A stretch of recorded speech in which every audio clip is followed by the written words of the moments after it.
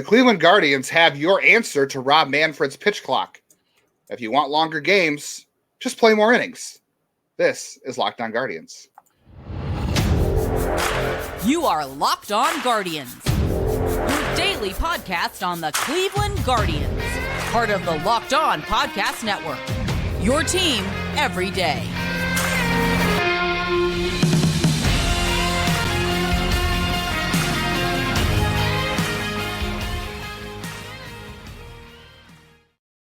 Hello, everyone, and welcome to Locked On Guardians. We have your team covered every day. I want to thank you for making Locked On Guardians your first listen today and every day, wherever it is you get podcasts. I want to recommend personally to go check out yesterday's show because apparently nobody did on YouTube. So go dig into that one. Let us know what we did wrong. I'm kind of curious what people did not like about that one. Or was it, here's my theory. Let me know if it's just due to when they lose, maybe you're kind of not feeling the coverage as much. But over there is Justin. I am Jeff. We're going to dive into that game from yesterday. Not too in depth. It is interesting that right now, when Shane Bieber pitches, this team can't win. And when they lose, it's 99 out there blowing it. 99, 4 appearances, 3 of them not good. One of them great. Hopefully he's going to get it together. Biebs pitched well. Gabby was one of the big stories in that one. But yeah, it was one of those. And Straw. I'm almost scared about how good Myles Straw has been because he was awesome last year to start the year. And then, like I said, it was like Parent Trap with him and Ahmed Rosario. Everything everyone talks about with Ahmed right now, it's like he was dog poop a year ago until May. Till probably he is June. Again. Look at that. It's like June. And Myles Straw was their second best hitter last year to start the year. So this is, I don't know. I am the Ahmed hater. That's all I got in the comments last year is how I don't respect this guy who led the team in hits. And now I'm like, let's be a little more patient. And with Straw, he's playing great. Everyone's happy. And I'm like, let's just wait and see. But, I'll just go ahead and throw it out. My 3 stars in that one. Straw, reach base 3 times. Shane Bieber, who pitched great. And then, I was going back and forth. And, no, I wasn't. I was going back and forth between Jimenez and Straw, but Gabby with the home run gets the. And was it yesterday's game you and I were watching when we were doing post game, or was it 2 days ago where he made that play at first base? That was an infielder at first base where he, that was last night. That was Tuesday night. Yeah.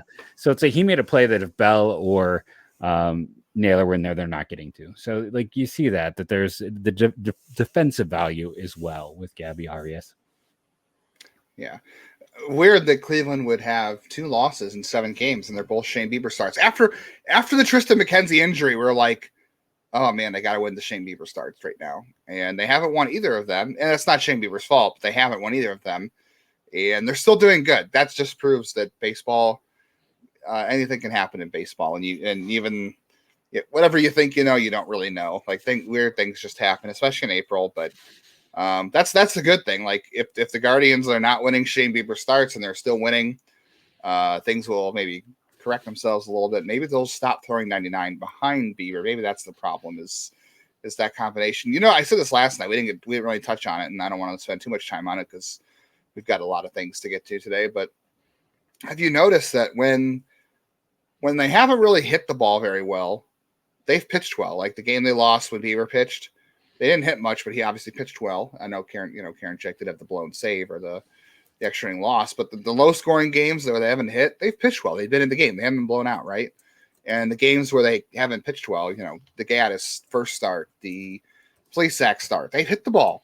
Like, so if they're not pitching, they're hitting. If they're not hitting, they're pitching. So they're doing whatever they have to do to stay in games so far, which is, a great sign. And some of those things have come together, like I don't know. I guess today was a mix of both, except for a couple of bullpen miscues. This team really loves extra innings. They are 3-0 in extra innings already, and like I said, they almost had 4 games go. Yeah, if 99 didn't come in and blow the game on Tuesday, they would have gone to 10th again. But like I said in the intro, the Guardians are like a great example of all baseball's new rules. But I guess the one area they differ is they want to play more because. They just keep playing more innings than everybody else. That's 3 extra inning games in 4 days, and they've won all 3, which is good. But this bullpen sorely needs a day off tomorrow. which they're going to get, which they're today when you're listening to this, but they sorely need that, which is good. So I'm glad they made it through a stretch of extra inning games, a stretch where they had 7 games in 7 days, and they had a game where Plesac nuked the bullpen, and they came home 5-2. I think all the things that happened to start the season, the McKenzie injury, not winning Bieber start, 99 not pitching well to start the year, a couple of games they just weren't hitting. They're 5-2. Like there's for a lot of things that have gone well that we've talked about, like Straw and all that. There's been some weird hiccups, and they've really survived them well the first week. Yeah, no, I think it is one of those things where, I mean, Hunter, we haven't really gotten into today's game. I don't know if I want to jump into it now, save a little for the break or what, but like Hunter Gaddis, is that the best start of the year so far? For him, yes. Not for, I mean, for Savali. Cleveland. No, Savali had 7 shutout innings. But was it it was good, but was it one hit type of? Savali was more dominant. I mean, you can at least say it's in the ballpark, right? Like he was even getting, I know, he was getting some swinging strikes. Okay. So even if I agree, Savali went 7 and it was 80 pitches, and he would have had a chance at a Maddox if it was later in the year. But Gaddis is, I mean, I know this is a bad A's team, but like they ripped Plesac, they got to Bieber, they got to 99. They didn't really get to Bieber. I mean, they got at least a run. Wasn't it tied when he left, or not tied? They were. Did I close that one out? Let's see. In that game, Bieber was. I thought he gave up. Oh no, this is today, so I got the wrong box score. He gave up 3 yesterday, which isn't terrible, but I mean, against Oakland, it kind of is. All right, he was better against Seattle then. Yeah, I would still say this is not the best start of the year, but. No, but I think it's up there. What I'm saying, for a guy that like a lot of people were kind of already counting his days as numbered, it's a nice start. Oakland or not, like Oakland has played well against the Guardians in this series offensively. I'm just trying to say it's a solid start. Let me ask you right now. Let's put it on the books. When Tristan McKenzie is back. Why say many words when you do a trick? When Tristan McKenzie is back. Hunter Gaddis is in the rotation, or Zach Plesac is in the rotation. Which way is this going right now? Because I'm kind of leaning Gaddis. I know it's early, but what I want or what I think they're going to do. I think they'll stick with Plesac because they're paying him nearly $3 million, and Tito knows him well, and Tito is a fan of like the stability of guys he knows. And like, I think he'll think, oh, Gaddis is just another great bullpen weapon, which I agree. I mean, I would lean towards Gaddis, but then there's also that part of me. It's like, or Curry. Yeah. But I mean, there's also that part of me. It's like, you have to, depending on how long Tristan's out, it's like, you kind of need to give Plesac at least 2 months, see if you can right the ship. And I'm not even saying be great, but be good enough to maybe you offload him. And maybe that's, some people like, if he's good enough to offload, wouldn't you keep him? Well, if he's good enough to offload, it means he's more of a back end starter. And don't we think kind of like Gaddis and Curry can be somewhat similar in that valuation? So I think, like I said, I think he's there till June 1st. This team, that's the magic date for the front office. I mean, McKenzie might not be back till then. So that's my point. When McKenzie comes back, does one of those guys stick around and take the Plesac's spot? I think it's a possibility. Yeah, 100%. One guy I know you're not going to mention, this is a spoiler alert, but how about catcher offense? Cam Gallagher, a big 2-run double today. Mike Zunino didn't play, but Cam Gallagher did. Catcher defense, there are still some hiccups there. It was pretty brutal on, I'm getting my days together, Tuesday night. Yeah, catcher defense has been about as bad as it's been to start the season for any catcher in recent memory. But hey, they're getting offense from the catcher spot finally for the first time since 2019. So at least it starts. That's good. But boy, they really need the catcher defense. They're catching fire offensively, but they are not. They're not in fuego, I guess. So they're hot. They're hot garbage defensively. Let's put it that way. Yes, and I, again, Zunino has had problems blocking the ball, but right now he's having a hard time holding on to the ball, and I think it's going to get better. I think. He missed basically all of last year. There's degrees of rust with that. There's also rhythm with catchers and pitchers that needs to occur. There's a lot going on. So let's also be patient to a degree, and also, realize that the dude still leads his team in OPS. Again, small sample size, everything else, but he has hit enough to make him valuable, even with his miscues. What is not a miscue? I'll tell you, it's our good friends over at eBay Motors. That's right, eBay Motors. I love a new sponsor, and they're our newest for now. We're going to get another new one in the show, so they're our newest for all of 10 minutes. But for a championship team, it's all about making sure every player is a perfect fit. It is the same when it comes to your vehicle. Every part needs to fit right. So next time you need parts and accessories, head to eBay Motors. With eBay Guaranteed Fit, you can be sure every part you need fits right the first time. Just add your ride to My Garage and look for the green check to know the part will fit, or your money back. Because just like in sports, confidence is the name of the game when you shop at eBay Motors. And with over 122 million parts to choose from, you'll be back in the game in no time. After all, it's easy to bring home a win when the right parts are guaranteed. Get the right parts, the right fit, and the right prices at ebaymotors.com. Let's ride. Eligible items only. Exclusions apply. Now that I've said that, you know what else is awesome? Built Bar. By the way, Built Bar has a new flavor, limited edition, walk don't run for Snickerdoodle Chunk Puff, and it looks really appetizing. I was telling Justin when I was looking for this on the page, I'm like, I might have to put in an order. I do like a Snickerdoodle. I do like a puff. If you're curious, there are other limited edition puff flavors right now that you want to make sure you're running to get out there and try. They still have the mint brownie puff. Grasshopper cookie is almost gone. That might be my favorite all time. If you're going to start off with one, try the grasshopper cookie, the Crave, which is a caramel and peanuts, and the Snickerdoodle puff. And you always got to head back to Built because you never know what the new flavor is going to be. I'm still salty. I missed out on animal crackers. That one looked amazing. But there is fun new ones all the time. Remember, when you go to BuiltBar.com, or you can go to Walmart or Sam's Club, go to the pharmacy section to get your item. When you head to those locations, you can get them there. But if you head to online, you want to use that promo code LOCKED15 to save 15%. The best tasting protein bar I've ever had. That's BuiltBar.com, promo code LOCKED15. Have you had any concerns about 10 early on? Like, okay, 99 has been kind of shit. 99. I mean, he's always been that way. Yeah. I mean, Class A, okay, so Class A blew the save the other night. And everyone we talked the velocity a couple days ago with him. People were concerned about that.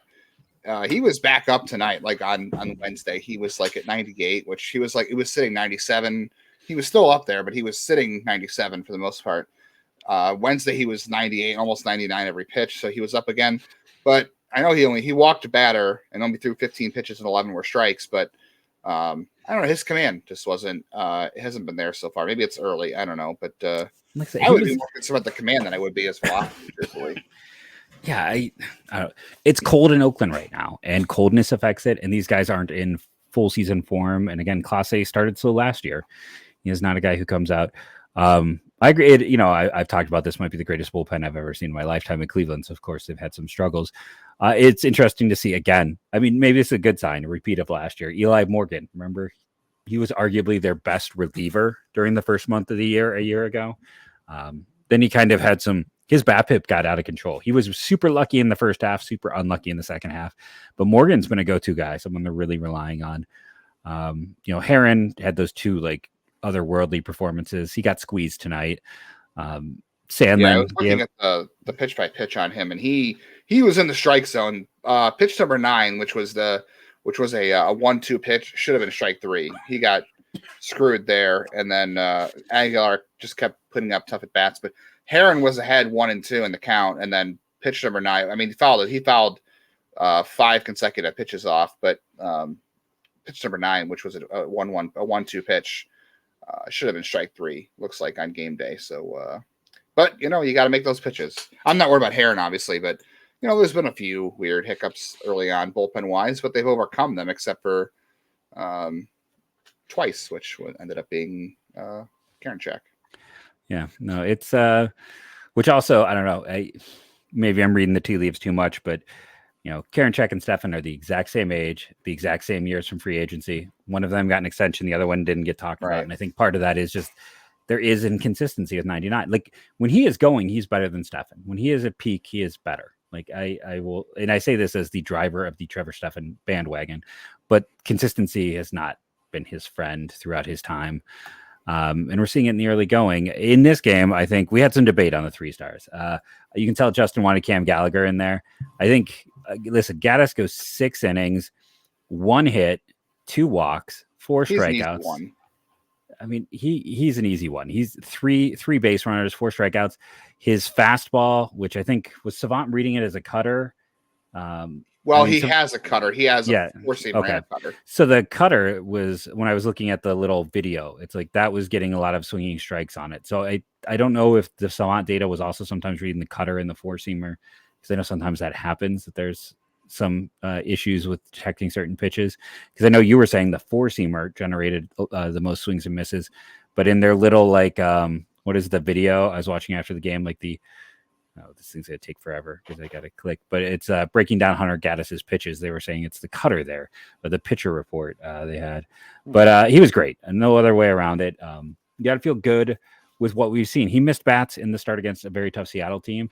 I think he's going 6 is also great because he's not really fully stretched out, having been used to that pen roll. So I mean, you gotta feel good about what he's going to be able to do in the pen when you shift him. I think after that, Myles Straw is easy. Another walk, 2 more hits, currently tied for the major league lead with 5 stolen bases. If I did my math right, he's on pace to steal 135 bases right now. Obviously, I don't think that's going to happen, because I also don't think he's going to, have a 470 on base the rest of the year. But on top of that, that catch he made, like that, he's out there for those.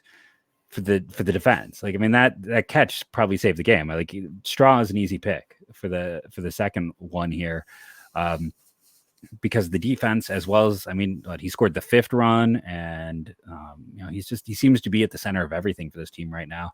And I kind of hate when he hits 8th instead of 9th. I understand, like, he's playing better and Gallagher's there, but I kind of prefer Straw speed at the 9th spot. Like the data, absolutely. Yeah, it's like the data shows you want speed in the 9th spot.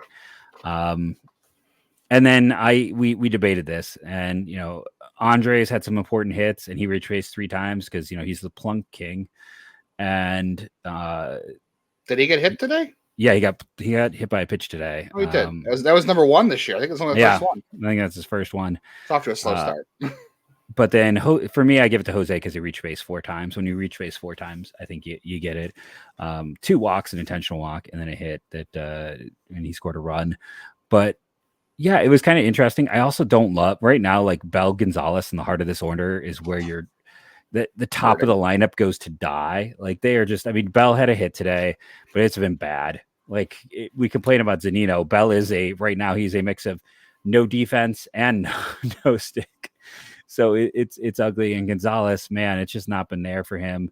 And there's good either. No, and there's several times where, like, they would get 2 guys on, and then it was just, one of them, it was like, yeah, it was I believe Quan and Rosario both reached, I think maybe 2 walks. Rosario with the rare walk, and then Jose, Bell, and Gonzalez couldn't advance a runner. And you're like, oh, come on, guys. So Oakland's terrible. Like, not even objectively. Well, no, objectively, right? Yeah, they're objectively terrible. There's no, you can't. This is not a hot take. I don't blame the fans for not supporting this team. Cheapest ownership in baseball. Won't even put the names on the back of their minor league players to save money. That was a great nugget from a recent Keith Law article. That was the Rockies. But it was the Rockies and the A's. It was 2 teams. Oh, I thought it was just the Rockies. No, it was 2 teams. But they're, and I just want to, on top of us being salty about the Olsen and Murphy deals, at least I am. They're playing all these 30-year-olds. Go out and play a young kid. Let's see if Nick Allen's got anything. I loved him when he was a player and a high school kid as a shortstop. I thought he was a 70 grade defender there potentially. They've got young players. You trade Matt Chapman. Kevin Smith is the major return piece. Let him play instead of paying Jace Peterson. I know Peterson's been fine, but let Seth Brown and Laureano get trade value. They are doing the antithesis of everything I do in Ultimate Baseball GM, and they're going to suffer for that. So yeah, just terrible job right now. I'm just going to go out and say this: Oakland front office, they made some poor trades and they're making some poor roster decisions, and they're set up to be a very bad team. Well, you can collect better cards and better players than that with our newest sponsor, So Rare.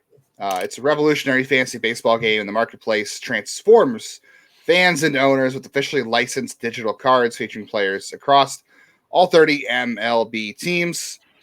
They've partnered with Juan Soto, Julio Rodriguez, some of your favorite players, so you can collect their cards as well. Good buddy of mine, former Indians beat writer for 92.3 The Fan, Alex Hooper, is Good dude. Good dude, and he is your czar for MLB content for So Rare. So if you want to get into So Rare, the games happen twice weekly in a span of a 3 to 4 day cycle. At the end of the weeks, MLB managers who rank near the top of their leaderboards win a variety of rewards, and that can include scarcity cards, game tickets, merch, signed jerseys, VIP experiences like meeting MLB stars. Prizes will kind of vary depending on the competition, but if you want to win, go to my guy at Lex Hooper on Twitter. I used to think it was, or my fiance used to think it was, his name was Lex. That was funny, but like Lex Hooper, Lex Luthor. But yeah, check out our guy Lex Hooper on Twitter. He is the czar. He calls himself the czar of MLB content for So Rare. So check him out.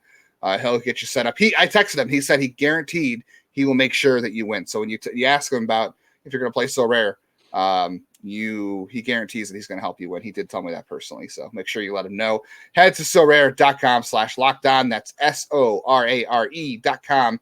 To draft your team of free player cards, set your lineup, start competing today to win epic rewards. Again, that is sorare.com/lockedon to start playing today.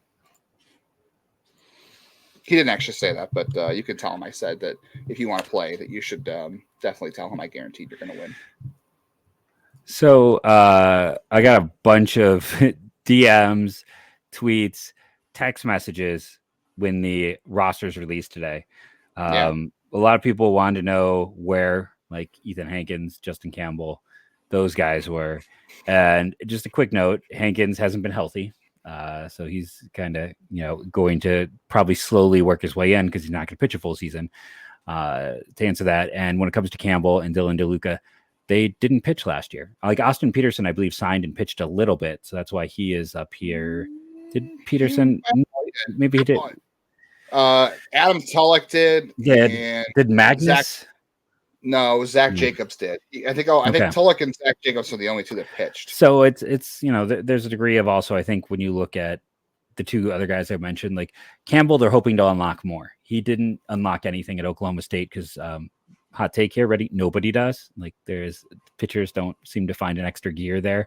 They find the gear after they leave, and that's why Cleveland will draft Jerron Watts Brown this year. Because this is what they target and what they go for. It's interesting to look at these rosters. I don't know. We're going to talk about this probably the next 2 days on the show, but can I ask you, like, what was the name that you kind of looked at and went, huh? I don't know that I really saw any surprises. I mean, the absences were notable. Like, okay, so a few weeks ago, I did hear that Ethan Hankins was not going to be on a roster to start the year. We'll see how that goes. I'm not going to get into that, but I definitely knew that was coming. Unfortunately, that's not great news for Ethan because it's been a while since he pitched, and he really needs to get out there. Jack Leftwich, I would say he did not pitch a whole lot at Lake County, but he truly didn't need to because he should have started the year at Lake County last year, but because of the log jam, he started in Lynchburg. He pitched well. Came to Lake County, pitched pretty good. He did end the year with a bit of an elbow issue, but he was fine. Not surprised he got to Akron to start the year, but that's a great sign for him, truthfully, I would say. Interesting that he jumped Tommy Mace, his former teammate there. Like the Tommy Mace is stuck in high A. Yeah, I honestly, going back, I would have said that Mace needed to be in Lynchburg and Leftwich. But I was the other way around last year. I for sure thought Mace was going to have the year last year that Leftwich did. Because I thought Leftwich would be a reliever, but Mace still has some things to work on, so I'm not surprised there. I did see today one of my former editors or page layout guys, News Herald, let me know that Daniel Espino appeared on the Associated Press game recap today from Oakland as day-to-day, and that he is on the trainer's table report. He is on the 60-day IL in Akron, Espino is. We knew this a couple days ago. Yeah. I don't know if that means he's any closer, if they're asking about it. I mean, I don't know how long. My league injured lists are kind of like goofy. I feel like they can just they're kind of like whose line is it anyway? Like you could just kind of bring guys off whenever because nobody's expecting these things. But so who knows about that? I've seen guys go on the injured list where I 100% know, talking to people on the team, that it is really it's a suspension. Like, but they don't want to like run the kid's name through the mud, so they end up like missing some games, and that the player's like, oh no, I'm healthy, but I did A, B, or C. There was a player in Lake County. I won't name his name, but if anybody listening to this is talking about captains, I bet I can guess. You can probably guess. Well, we could talk about off the air, but there's a guy, and they named that whole situation after him. Was like, oh, he got blanked because, he's healthy, but he's on the injured list. Speaking real quickly though of injured lists, I don't know if you touched on it when my computer decided to poop the bed. But did you mention the George Valera announcement? I don't think we've talked about that. I did not. Yeah, he got put on a 7-day IL in Columbus. I don't think he's expected to be on too long. Doesn't sound like, but that was less of a surprise, truthfully, than anything else. Like, he was not ready to start the year anyway. And I saw Roman Quinn also ended up on the what do they call that? The temporary not inactive list. Sorry, I can't get Twitter to work. I'm trying to pull up. So this is interesting. Our friends at Lake County,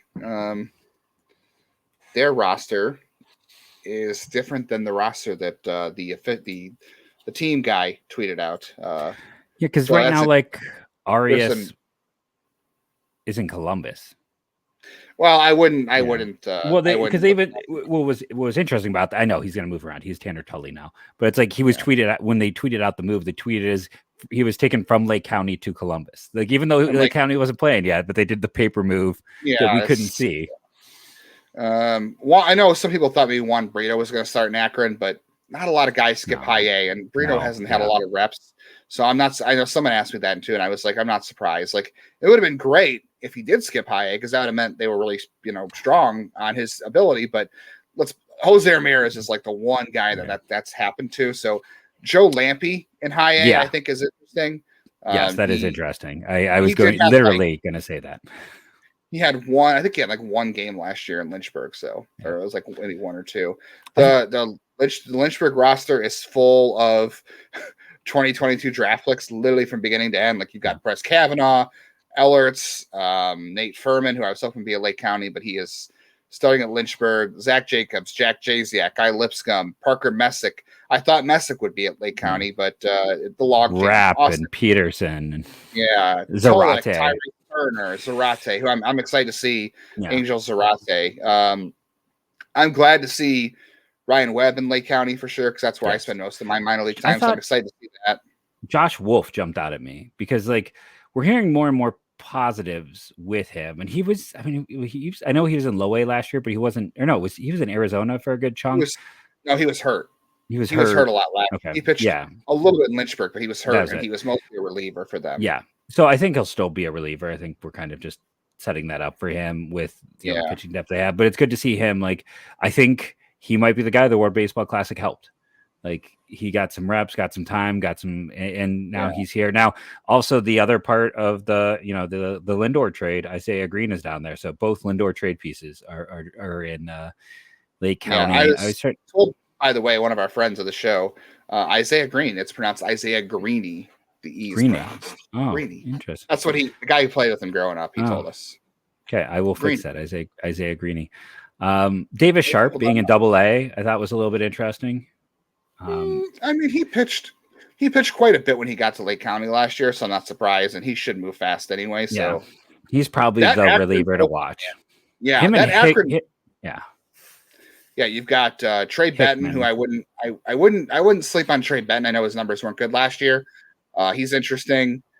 Mason Hickman as a reliever, possibly there. But then you've got guys like Davis Sharp, Cade Smith, Hunter Stanley. That should be fun. Those guys, I really like Hunter Stanley. He pitched in the AFL. He looked really good in there.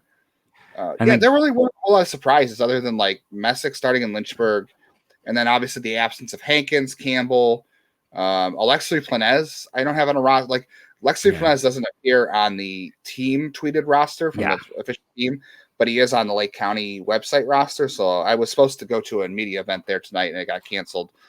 due to impending storms in Lake County or Cleveland. Justin Boyd is not on that roster tweeted by the team media, but he is on Lake County's website roster. No Steven Hajar on any of these either, right? He is not. That doesn't surprise me because health of his injury history, and just I have a feeling Cleveland has a lot of like mechanical tweaks they're going to want to do. So Lenny Torres back for a third year in Lake County, if you want to look for signs of a guy's things aren't going well. I mean, even like I hope best for that guy. I really do. Yeah, no, it seemed like a great kid, lightning quick arm. The other guy, I think it's kind of a negative sign for is Tana, because it's I almost wonder if they'll at some point try to pass him off the 40 man. We discussed like who are the guys who we talk about Palacio, like is he that guy who could be close to that if he's hasn't been able to progress beyond being like a utility type. I mean, I think that he had a good year. The year that he had to be put on the 40 because of the pandemic and everything, he had a good year. So it was like, all right, we can't risk this.